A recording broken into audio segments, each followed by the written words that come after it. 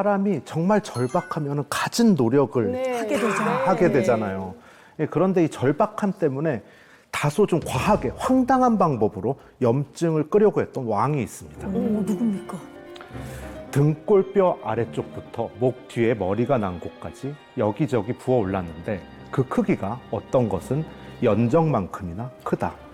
예, 조선시대에 다재다능했던 왕 정조가 죽기 전에 남은 종기, 즉 염증에 관한 기록입니다. 실제로 한 연구에 따르면 조선 왕들의 사망 원인 중에 가장 큰 비중을 차지하는 것이 바로 종기였다고 합니다. 이런 종기 때문에 정말 별의별 방법을 다 쓴 왕이 있습니다. 바로 중종인데요. 중종. 네, 중종은 그야말로 전신에 종기가 납니다. 등부터 어깨, 다리, 얼굴, 손가락, 심지어 항문 주위까지 이 종기가 심각하게 많이 났다고 해요. 지금 의학으로 이게 전신적인 염증성 질환인 베체트병이었을 것으로 추정을 하고 있습니다.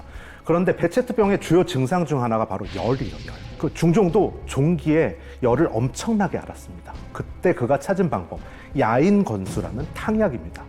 근데 이 야인건수의 탕약의 재료가 정말 충격적이에요. 뭔데요? 바로 사람의 변입니다. 이 말도 안 되는 소리 같지만 야인건수는 죽은 사람들 관을 깨고 나온다라고 할 정도의 파관탕이라는 이름도 가지고 있습니다. 하지만 염증의 불길이 너무 거셌던 모양인지 안타깝게도 이 야인건수를 마쳤던 해에 숨을 거두게 됩니다. 이것 때문에 죽은 거 아니에요? 그러니까 그게 도움이 실제로 됐는지 안 됐는지 알 수가 없는데요. 이것 때문에 돌아가신 것 같은데. 저는 너무 신기한 게 어떻게 저 시대에 저런 거를 했지? 그러니까 너무 절박하니까 뭐라도 진짜 별걸 다 여러 써보는 방법을 거예요. 다. 이것도 해보고 이것만 한 게 아니라 다른 모든 방법을 다 동원해 본 거지. 오죽하면 옛말에 개똥도 약에 쓰려면 없다 뭐 이런 그런 속담이 있을 정도로. 근데 진짜 변을 약에 쓸 거라고는 상상도 못 그러네요. 했는데. 그 시대에. 왜 그때 저는 궁금한 게 조선시대 왕들 왜 이렇게 종기를 많이 알았던 건지 좀 궁금해요. 조선시대에서는 이 관절염부터 암까지 이런 악성 종양까지도 다 모두 종기로 봤거든요. 거기다가 왕들은 어때요? 장기간 앉아서 일을 했잖아요. 그리고 또 운동을 했나요? 안 했을 것 거의 같아요. 예, 운동하는 시간은 부족하고 밥은 또 하루에 5끼 정도 드셨거든요. 또 이 심지어 이 나라를 국사를 돌봐야 되니까 엄청난 스트레스까지 이 염증을 부르는 3종 세트를 갖고 평생 있었구나. 예, 달고 살았다고 합니다. 그러니 이 종기를 많이 앓을 수밖에 없었던 거죠. 현대의학이 발달하지 않은 상황에서 온몸이 염증투성이면 정말 겁났을 것 같아요. 예, 그래서 여러 가지 치료법이 또 남아있기 마련인데요. 유용하게 이 염증의 불씨를 끄는 방법으로 활용된 약초인 허브. 중세 유럽에서는 수도원에서 약초인 허브를 전문적으로 가꿉니다. 그리고 현대에 와서 실제 그 과학적 효능이 발견돼서 큰 주목을 받기도 합니다. 사진 속 식물은 유럽 세계보건기구 약전에도 등재된 천신련이라고 하는 약초인데요. 천신련은 예로부터 동남아시아 지역에서 천연 소염 진통제로 불리면서 열병, 설사, 소화불량, 피부병 등 다양한 질병 치료에 사용됐다고 해요.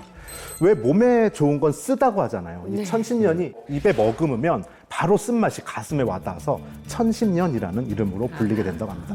이 프랑스에서는 쓴맛의 왕이라고 이 별명을 붙여놨어요. 이 천신련은 고대 인도의 전통의학인 아유르베다에서 해열, 간 보호, 면역력 증진 등의 목적으로 사용된다고 기록돼 있고, 그런데 현대에 와서 이 천신련이 과학적으로 분석을 해보니까 실제로 강한 항염증 작용을 하고 있었던 거예요. 그래서 염증 유발 물질의 생성을 억제하는 데 탁월하다고 밝혀진 겁니다. 태국에서는 2021년에 천신련 추출물을 코로나19 초기 단계 치료제로 승인하기도 했습니다.